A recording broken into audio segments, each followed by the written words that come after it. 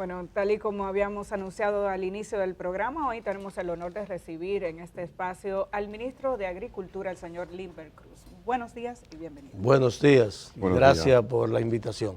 Bueno, unos cuantos días detrás de usted, pero pasaron muchas cosas, incluyendo el fin de semana. Así que vamos a empezar por ahí, porque le hemos estado dando seguimiento al incendio que se produjo en el Merca Santo Domingo y quisiéramos saber cuál ha sido la evaluación hasta ahora de los daños y el impacto que ha tenido este incendio. Muy bien. Primeramente, buenos días al país.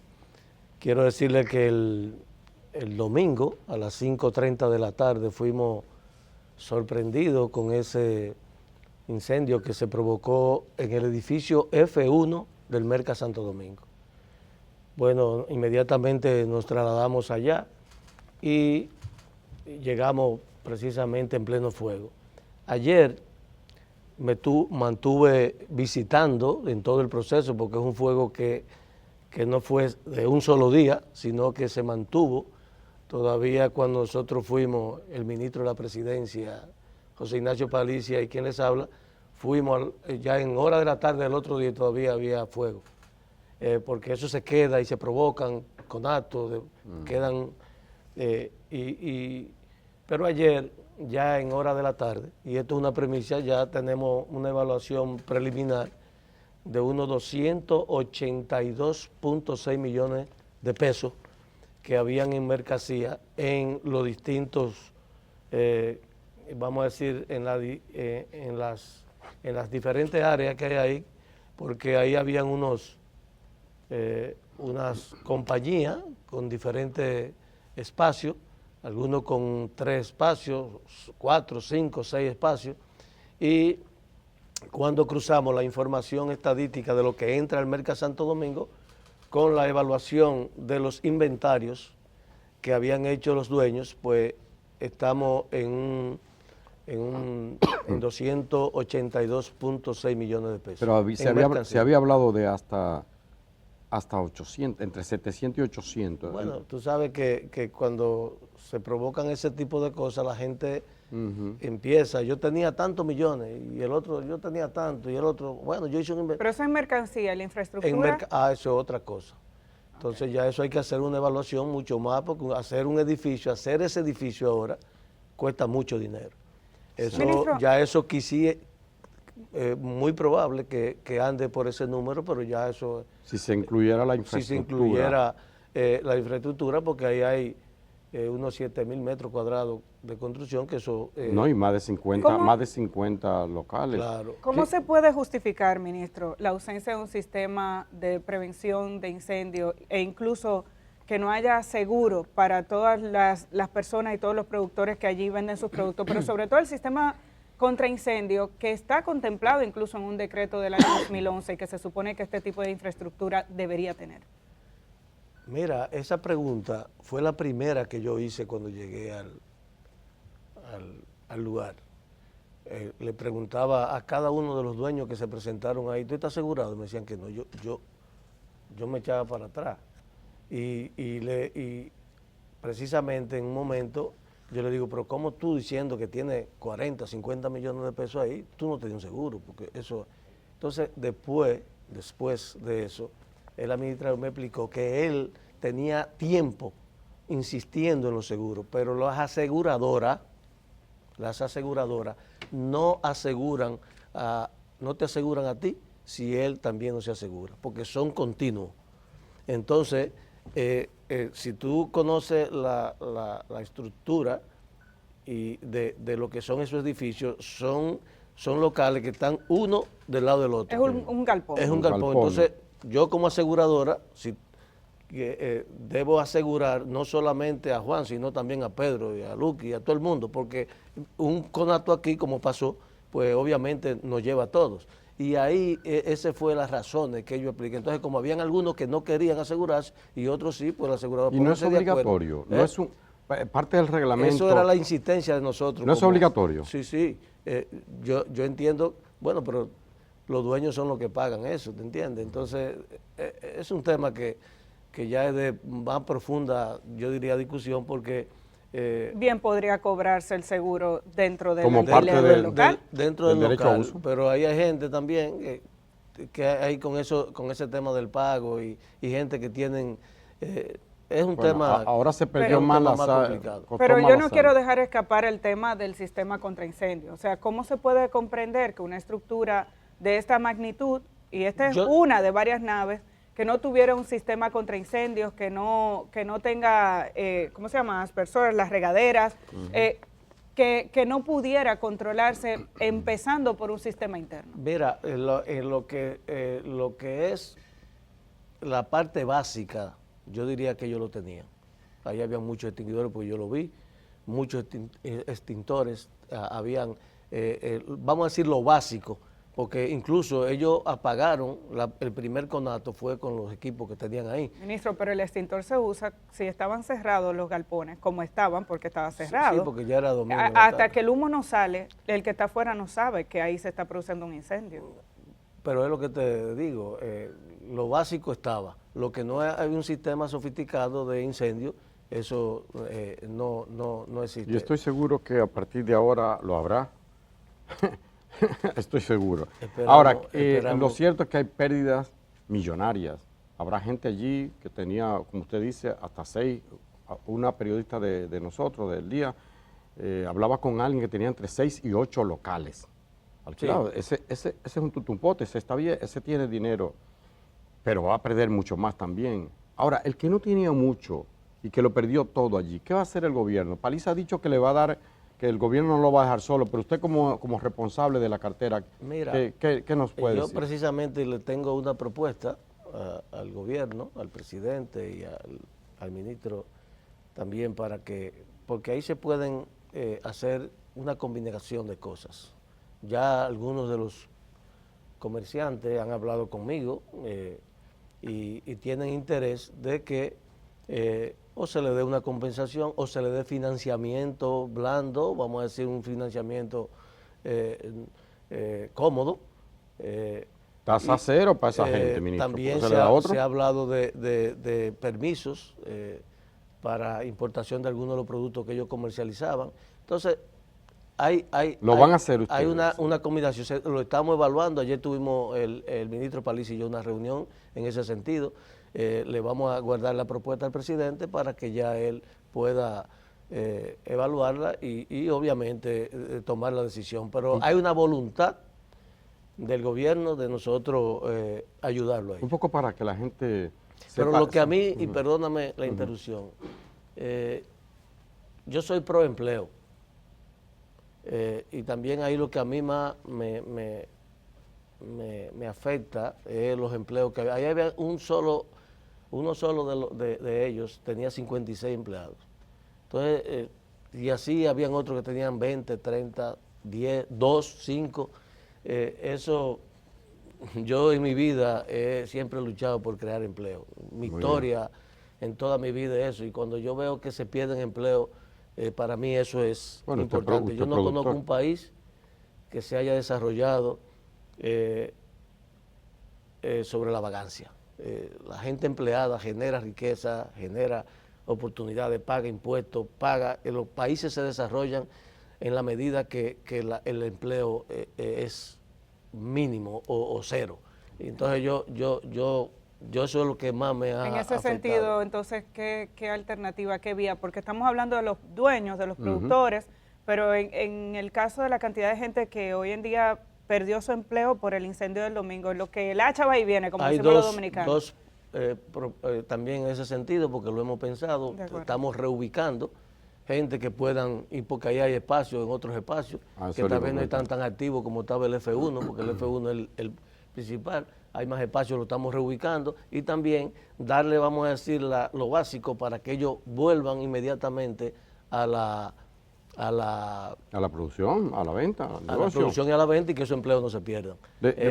Pero también quisiera que, porque yo sé que aquí el tiempo es muy corto. No se apure, tiene tiempo hoy. Y nosotros, usted sabe que estamos en un proceso con el tema de la fusión del IAD con el Ministerio. Pero vamos para allá en breve. Vamos para allá en un minuto. Yo quería que ustedes destacaran. No se va a quedar ese no se va a quedar. Estamos para allá. Volviendo al Merca, para que la gente entienda, el que no ha ido, el que no es de la capital, la importancia de esto y qué fue lo que se quemó. Usted dice ya adelantado que se ha reubicado una parte de los afectados. Sí. O sea, ya está funcionando el Merca. ¿Cuál es la importancia? Es que el Merca no se ha parado. Okay, es un edificio de 8. Okay, pues. Entonces, eso no se ha detenido. Yo he estado visitando y eso sigue fluyendo. Eso no le teman a eso, porque eso ni va a haber escasez por eso tampoco. Okay. Porque gracias a Dios tenemos un país con un abastecimiento, yo diría, inigualable en la región, no dicho por nosotros como gobierno, sino dicho por organismos internacionales como la FAO. Y la verdad que aquí hay una sobreproducción. Sin embargo, se habla mucho del deterioro del Merca, de las condiciones de limpieza del Merca, que están siendo cuestionadas incluso por visitantes asiduos. Es como si fuera en declive un mercado que es tan importante. Yo pienso que sí, que hay oportunidades de mejora siempre, en toda actividad y más, porque, señores, yo he visitado muchos mercas en el mundo, desde Sicilia, en Italia, el del merca de España, de Madrid, mucho merca. Y la verdad es que lo que entra en un merca todos los días, eso no es paja de coco, como dicen donde yo nací. Eso hay que vivir encima de eso hay que tener una estructura y un equipo. Y creo que cuando yo lo visitaba veía áreas impecables, pero también hay áreas que hay porque cuando llegan esos camiones del campo con tierra, con yugo, de todo, porque traen de todo, entonces eso diariamente hay que estar encima de eso. Yo vi, y lo puedo decir, que si tú ves el merca cuando lo recibimos y el merca de hoy, hay una mejoría importantísima en cuanto a la limpieza, en cuanto a los accesos, en cuanto a la colocación y a la belleza de esos tramos de frutas, vegetales, de comida. Eso lo he visitado en múltiples ocasiones y creo que hay bastante mejoría. Ministro, cambiando de tema, el gobierno dominicano ha decidido que el tema de la migración forma parte, digamos que primordial de la agenda nacional. Y ha comenzado un proceso de deportaciones que ha tenido un impacto importante en el área que usted representa, agricultura y ganadería. ¿Podría decirnos a nosotros qué impacto ha tenido el nuevo proceso de deportación que el Estado está implementando? Sí, es un tema, vamos a decir, complejo, que no viene de ahora, viene de mucho tiempo. Si tú me preguntaras que si afecta, claro que lo afecta, porque todo proceso, y sobre todo cuando se produce y se produce en la cantidad que la República Dominicana lo hace, con una autosuficiencia de por encima del 85%, tú tienes que necesitar mucha mano de obra. Pero yo siempre he dicho que para nosotros resolver ese problema tenemos que buscar medidas prácticas, irnos a la realidad, irnos a las necesidades, irnos a lo que verdaderamente necesitamos. Y en ese sentido, te puedo decir que nosotros conocemos qué necesita, por ejemplo, en el área de la agricultura, qué necesitamos nosotros en cada uno de los sectores. Entonces, pero hay un tema que también el país tiene que ponerle mucha atención, que es el tema de la seguridad nacional. Señores, nosotros vivimos al lado de un país que no tiene ningún tipo de seguridad, que no tiene ningún tipo de control, que no hay instituciones. Entonces, también hay que entender los responsables de la migración y hay que entender al presidente de la República. Nosotros no podemos... Pero, ministro, perdone, pero tanto usted como el presidente y quienes tienen un discurso cerrado deberían entender que Jimmy Chericier no va a venir a sembrar plátano aquí. Chericier no va a venir a... un jefe de pandilla no va a venir a sembrar plátano aquí. Entonces, pero sí pueden cruzar la frontera y sí pueden, penetrar, vamos a decir, camuflajeado con que van a sembrar yuca o plátano. Y entonces eso también nos crea un problema, una situación a nosotros. Porque nosotros somos un país seguro. Este es un país seguro. Es lo que hay que mirar. Entonces, usted puede decir lo que usted quiera, este es un país seguro. Sí, pero lo que hay que mirar entonces la seguridad, los controles. Sí. ¿Qué piensa el ministro de Agricultura que debe hacerse? Porque es una mano de obra necesaria. Lo he dicho, yo digo que hay que tener medidas prácticas. Cuando hablo de medidas prácticas es lo siguiente: yo soy productor. Claro. Tú debes saber que yo soy productor. Claro. Usted debe saber que yo soy productor. Uno de los más importantes productores de banano del país. Entonces, platanero y yuquero y ganadero. Esos son los tres renglones míos. Pero te puedo decir lo siguiente: todo productor aquí sabe y conoce sus necesidades. Todo productor sabe cuántos empleados nacionales tiene y cuántos extranjeros tiene. Usted tiene, y ya empezó el proceso, déjame decirte porque te puedo explicar eso. Por ejemplo, los bananeros necesitan 21.800 extranjeros. Entonces, de eso... A nivel nacional, 21.800. Sí, todo, en tanto la línea noroeste como lo que es en la parte sur, Asua, que se siembra mucho banano. Ahora, tú lo conoces, ellos saben, tienen un historial de esa gente. Ya han estado regulados en un 70, 80, 85%. Algunos tienen años trabajando con ustedes. Años trabajando. Tú lo conoces tanto como conoce al dominicano.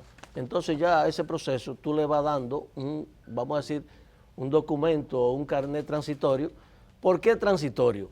Porque como allá no hay instituciones y allá no te pueden dar un pasaporte ni te pueden dar un ID, una cédula, una acta de nacimiento, porque no hay instituciones, están controladas por la banda. Entonces tú a esa gente que ya tienen un historial de 3, 4, 5, 6, 7, yo tengo de 10, 15 años, tengo yo, que están ahí, que gente que son tan fieles como cualquiera.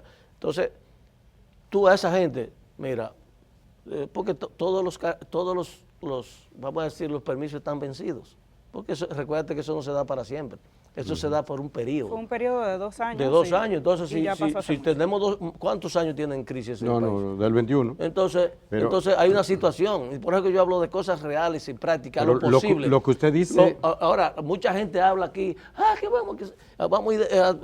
lo ideal muchas veces es enemigo de lo posible. Nosotros tenemos que irnos a lo posible, a lo que se puede hacer ahora. A mí que no me vengan con poesía ni con Entonces, ¿usted favorecería algún tipo de regularización transitoria para los que están trabajando? Para los que están trabajando, que hayan demostrado con el tiempo que verdaderamente son gente que van a trabajar. Pero no, y otra cosa que yo digo, no me haga una redada tampoco cuando tú vas hacia la finca. Un camión que va ni dentro de la finca. O dentro de la finca. Hazla después de las 8 de la mañana con aquellos que andan en la calle, deambulando, que tú sabes que no están haciendo nada, entonces eso cógelo y llévatelo, pero no me lo lleve de la finca. Ese tipo de conversaciones, ¿usted las ha sostenido? Claro, y se han ido corrigiendo. Yo vivo en constante llamada, porque recuérdate que los productores y los ganaderos, ayer mismo... ¿A usted que lo llaman? A mí que me llaman. Usted mencionó el caso del banano. ¿En qué otros rubros tiene la mano de obra haitiana un impacto relacionado con usted, y si puede darnos números? En el arroz. El arroz se habla de unos 30,000, el plátano debe andar por la misma cantidad de los bananos. Pero déjeme decirle una cosa también con relación, y porque mencioné el arroz. Nosotros estamos inmersos en un proyecto de tecnificación de las áreas donde se puede, y el arroz es uno de los principales.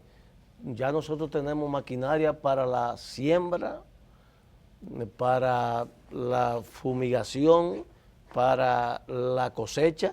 En el arroz. Totalmente mecanizado. Es más, nosotros tenemos en Palo Verde, hicimos un experimento con 300 y después con 700 tareas, que tuvimos un ahorro importantísimo de mano de obra, con una disminución de costo de un 28%. Increíble. Porque la mecanización cuando se puede aplicar, pues obviamente nosotros podemos hacer maravillas. Hay productos que son más difíciles, tenemos necesidades también en la recolección del café, que ustedes saben que ahí ese es más complicado. El café se produce en terrenos muy accidentados, no es tan fácil, no hay homogeneidad para tú meter una máquina porque o sea, que es manual. Es manual y entonces ya... ¿Se tiene una idea de la necesidad del sector café? Sí, yo tengo, lo que pasa que... Un cuadro. Yo tengo un cuadro. Me imagino que eso es un cuadro. De las necesidades. Sí. Café y cacao, por ejemplo. Café y cacao. ¿Cuánto sería más o menos? Ahí debemos andar también por cantidades por encima de los 20,000. ¿Y en la ganadería? La ganadería, básicamente en la parte... ¿También usa mano de obra haitiana? Claro, se usa. Yo no puedo decir lo contrario porque son realidades.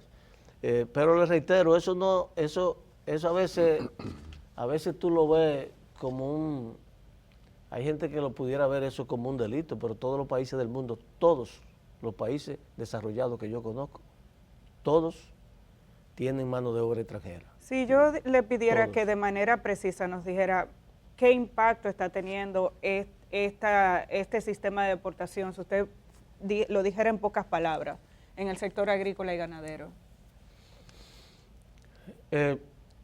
A mí lo que me preocupa de eso es la interrupción de cosechas, la interrupción de procesos, porque, mira, el hambre siempre tiene prisa.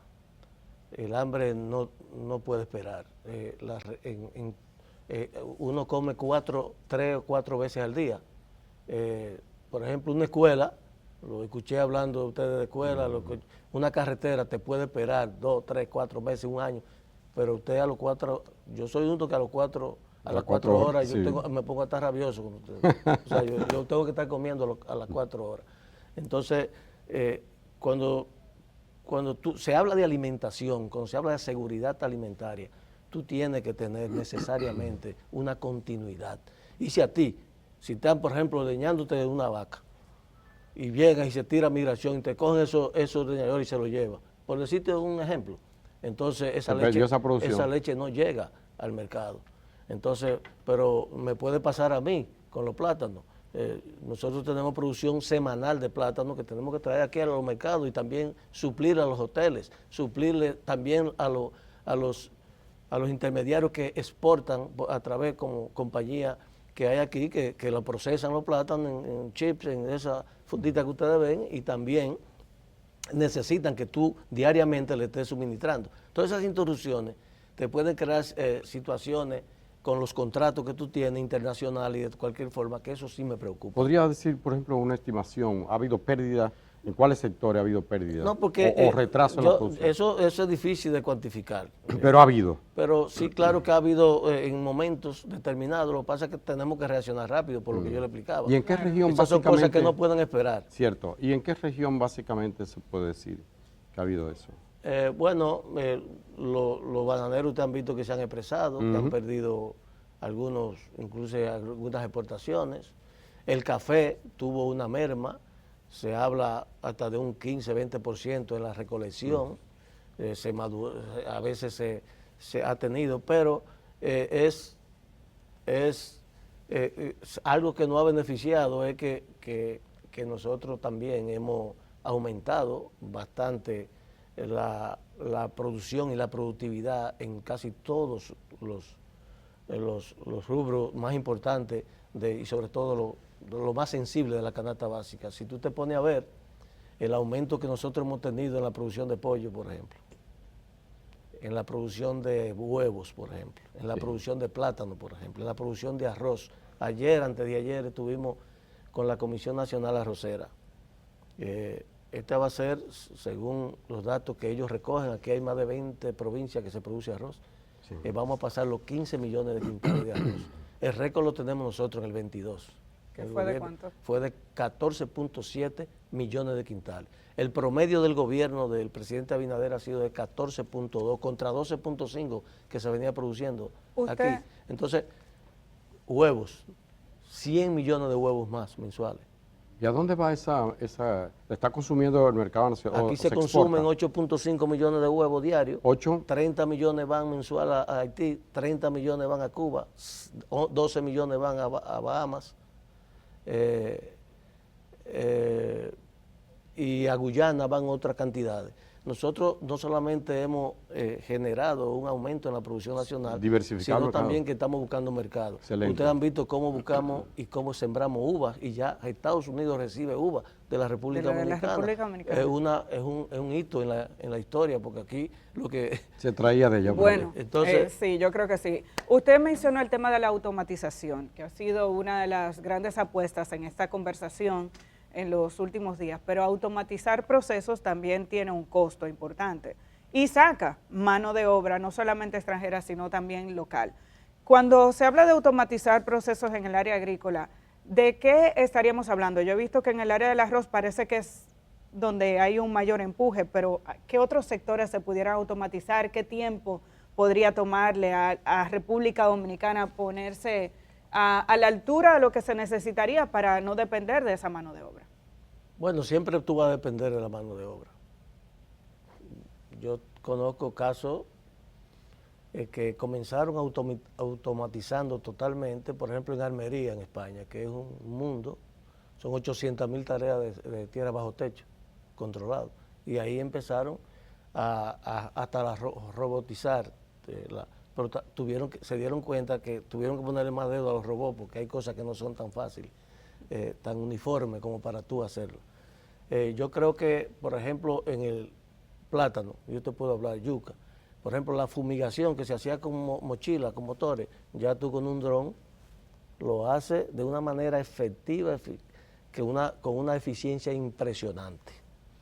Eso es un adelanto importante, que tú necesitabas muchas personas para hacer eso. Pero también en la recolección de yuca ya hay aparatos que te la extraen. Hay muchos avances, yo te podría decir. Ahora, tú te vas dando cuenta en el camino, lo que yo no te puedo cometer el error de precisar, de cuándo vamos a lograr y qué porcentaje vamos a lograr.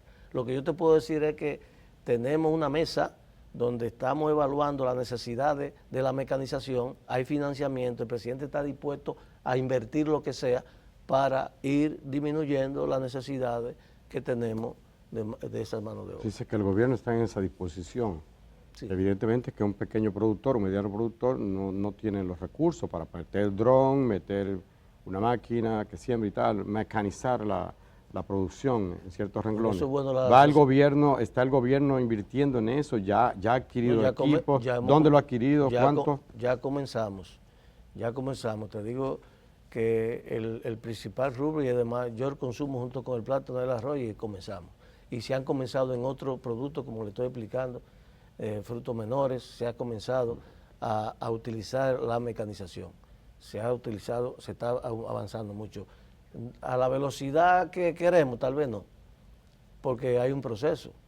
Hay un proceso y además la resistencia al cambio que tienen los productores a veces quieren hacer las cosas como siempre lo han hecho. Pero va el gobierno, por ejemplo, a ir... Claro, y estamos haciendo una evaluación. Nosotros tenemos un trabajo a nivel nacional que se llama Renagro, que estamos evaluando a nivel nacional cuántos productores, qué hacen, qué producen, dónde. Es un registro nacional agropecuario, donde te va a dar a ti qué mano de obra tú usas, cuántos nacionales, cuántos extranjeros, todo eso. Nosotros tenemos eso ya en una fase bien avanzada, que va a ser una herramienta para que el gobierno pueda tomar decisiones. Hablemos de la fusión de Agricultura y el Instituto Agrario Dominicano. ¿En qué está eso? Sobre todo es que el IAD siempre, por muchos años, ha generado también sus ruidos con el manejo de las tierras. Aquí siempre ha habido ese escepticismo con relación al manejo del Instituto Agrario. Entonces, ¿en qué consiste esa fusión y cuáles son las expectativas que se tienen? Yo pudiera resumírtelo en pocas palabras, esa fusión va a traer fortalecimiento, va a traer eficiencia, va a traer gobernanza, va a traer un desarrollo integral, va a traer tecnología, uso de la tecnología y sobre todo, quizá lo más importante, evitar las duplicidades. A mí me tocó, yo tuve la oportunidad en una época de mi vida de tomar unos cursos de Lean Manufacturing en la industria textil. Y en esa época, época de crisis que cruzamos, una de las cosas que yo aprendí es que las duplicidades son desperdicio en los procesos productivos, porque te consumen tiempo, te consumen energía. Entonces, cuando yo hablo de garantía, por ejemplo, para los parceleros, es que nosotros con esa fusión vamos a lograr títulos definitivos. Cuando usted tiene un título definitivo, usted puede decir que usted tiene las condiciones para ir a cualquier banco y obtener un buen préstamo, porque usted tiene un título. Pero el que no tiene título, tiene un provisional, no tiene esa garantía. Pero eso lo estaba haciendo el IAD. No, definitivo no. En esa y para la parcela no. Sí habían títulos para solares y otro tipo de cosas. Pero también hay una experiencia acumulada, señores, que tenemos que aprovechar. Nosotros tenemos un viceministerio de extensión que tiene una cantidad de técnicos especializados que todos los parceleros pudieran aprovecharlo. Nosotros tenemos, por ejemplo, departamentos como son los de caminos vecinales, que también el IAD lo hace, pero porque hay que tener dos gerencias. Bueno, entonces, es evitar la duplicidad. Las duplicidades. Entonces, ministro, pero también... Ministro, sí. Está bien, está claro que ustedes favorecen ese asunto y que va. Pero se nos está acabando el tiempo y yo no quiero dejar de hablar del cacao. Tiene que invitarme.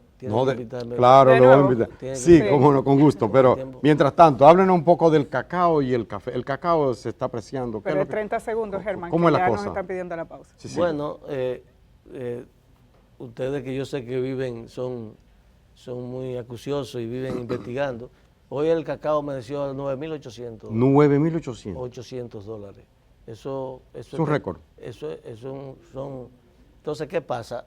Eso ha hecho, no ha puesto más la pila de lo que nosotros la tenemos, porque el Ministerio de Agricultura ha ido al terreno a mejorar. Recuérdense que el cacao fue muy afectado con el tema de Fiona y eso, porque entonces tuvimos que podar, tuvimos que sembrar más cacao, tuvimos que limpiar, pero en el cacao hay una serie de características que lo van a ir motivando.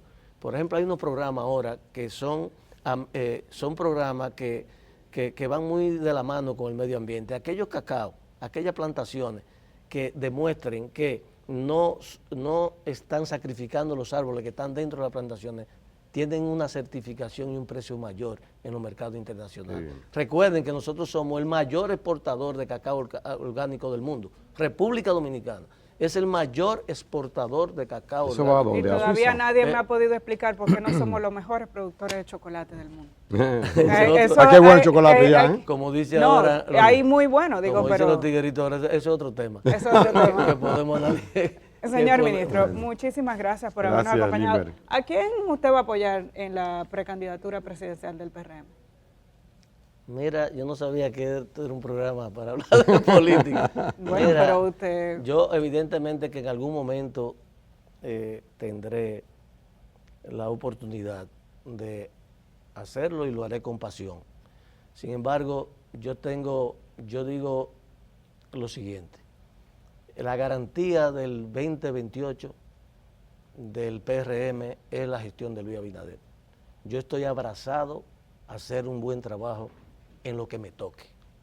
Yo no me aparto del presidente Abinader en sus objetivos.